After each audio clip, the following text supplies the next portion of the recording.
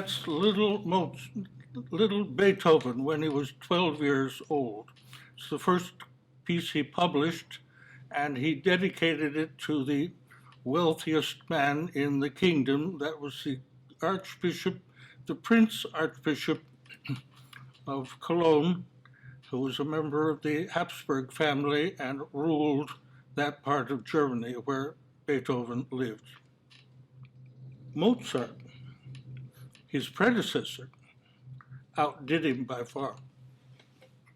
Listen to this lovely piece by Mozart, and he was only 5 years old when his father published this.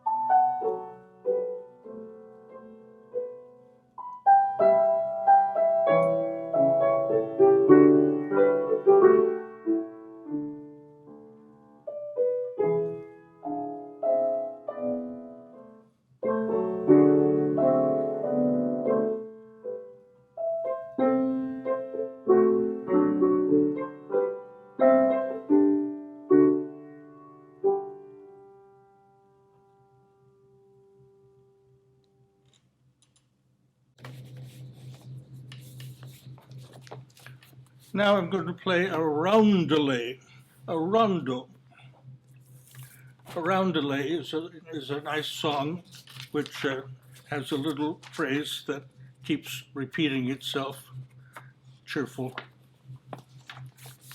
So this piece has a little phrase which keeps repeating itself. Beethoven.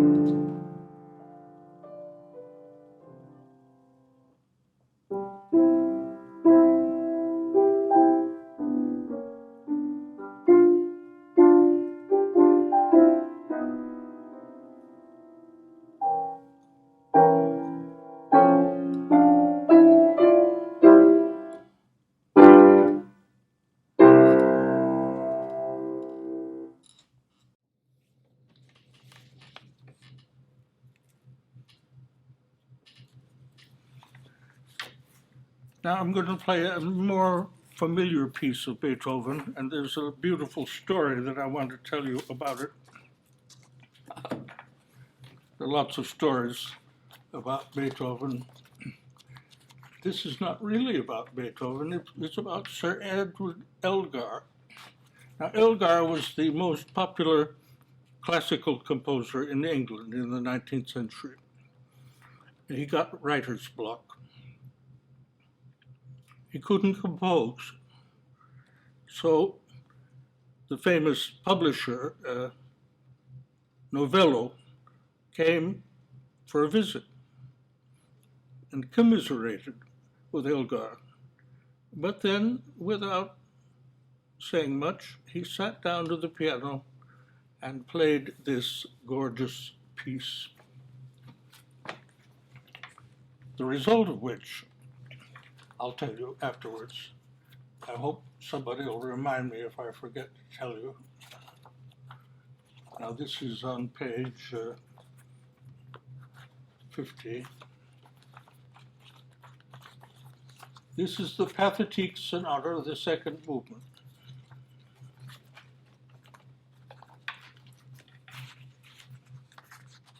It's quite well known.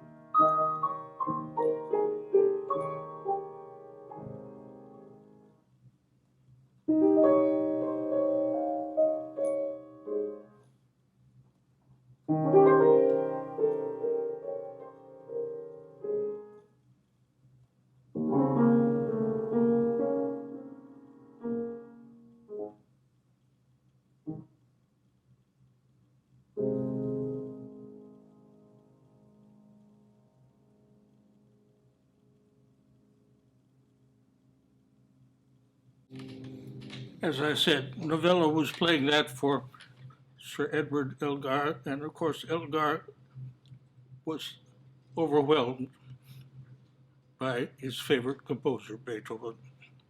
And he got back to work and he wrote the famous Enigma variations.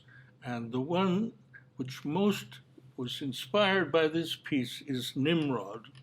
Have you ever heard Nimrod? It was played for Princess Di's funeral. Everybody loves Nimrod when they hear it. So get yourself a recording of the Enigma variations by Sir Edward Elgar and see if you could figure out the enigmas. There's lots of material on Google if you want to see everybody's opinion about how to decipher the enigmas. Of course, it happened after the war when we had that Enigma machine, the computers and all that stuff was going on in the Second World War. It's got nothing to do with Beethoven, of course. Now, I'll play your favorite piece.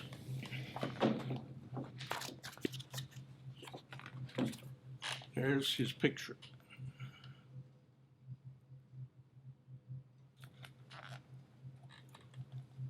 Pretty handsome man and gorgeous music. Moonlight.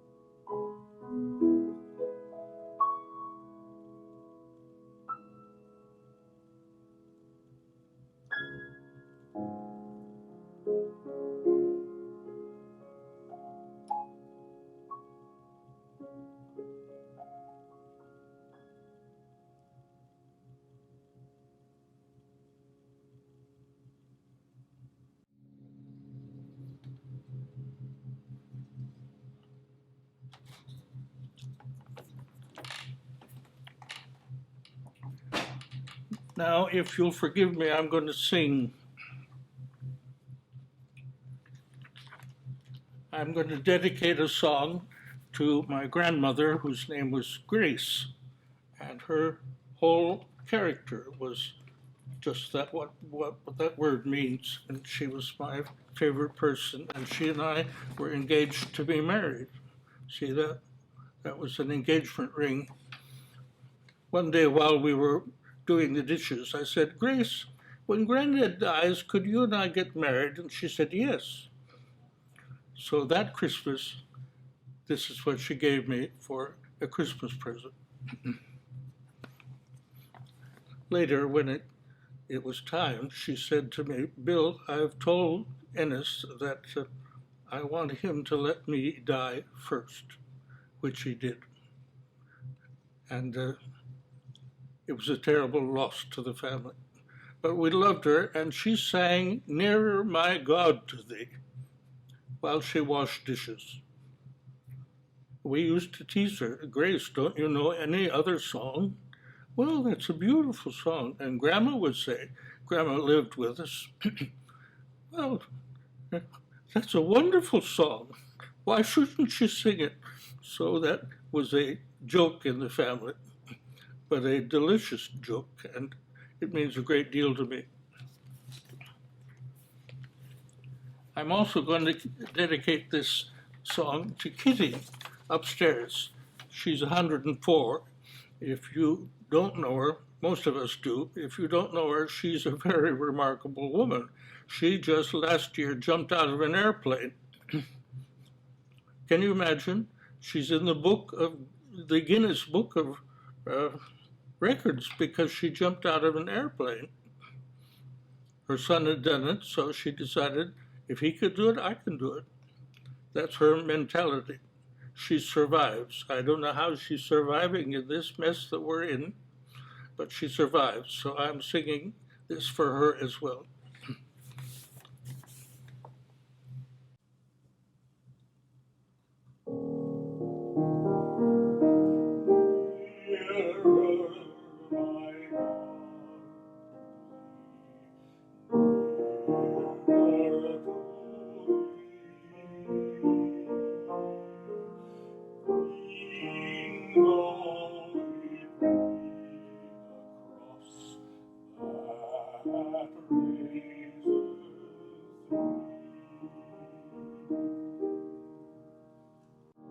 I have to tell you what inspired this poetry. This lady, Sarah Adams, an English lady, took a story from Genesis, and I'm going to read you a little bit. Jacob's father sent him away, so he went toward Haran, and he came to a certain place and stayed there that night because the sun had set. Taking one of the stones of the place, he put it under his head and lay down in that place to sleep. And he dreamed that there was a ladder set up on the earth, and the top of it reached to heaven. And behold, the angels of God were ascending and descending on it. And behold, the Lord stood above it and said, I am the Lord, the God of Abraham your father, and the God of Isaac. The land on which you lie I will give to you and to your descendants, and to your descendants shall be like the dust of the earth. And you shall spread abroad to the west and to the east and to the north and to the south. And by you and your descendants shall all the families of the earth bless themselves. Behold, I am with you and will keep you wherever you go, and will bring you back to this land. For I will not leave you until I have done that of which I have spoken to you. Then Jacob awoke from his sleep and said, Surely the Lord is in this place, and I did not know it. And he was afraid and said, "How awesome is this place! This is none other than the house of God, and this is the gate of heaven." So Jacob rose early in the morning, and he took the stone which he had put under his head and set it up for a pillar, and poured oil on the top of it. He called the name of that place Bethel.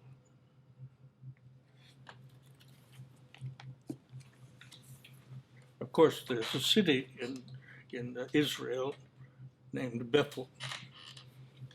And you'll hear all of those things in this song. Nearer, my God, nearer to thee, lean glory across that raiseth me. Still all my song shall be nearer, my God, to thee, nearer, my God,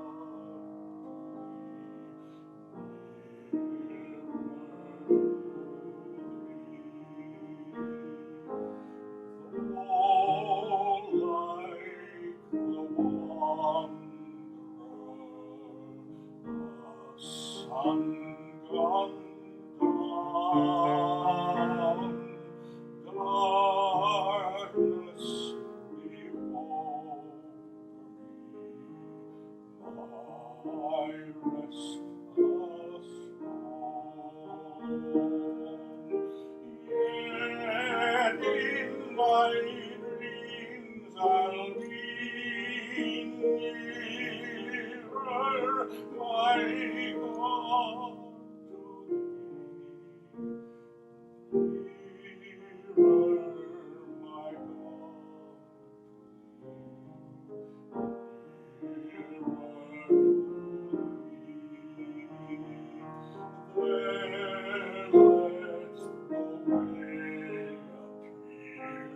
steps unto heaven, all that thou sendest me in mercy. Angels to beckon me nearer, my God, to thee, nearer, my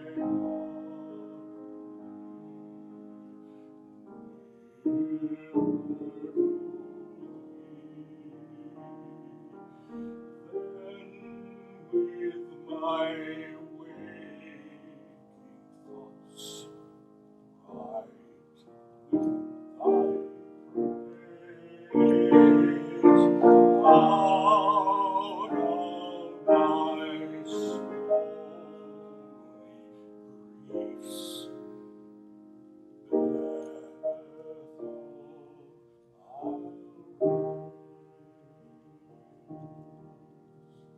so by my woes to be near, my God, nearer, my God.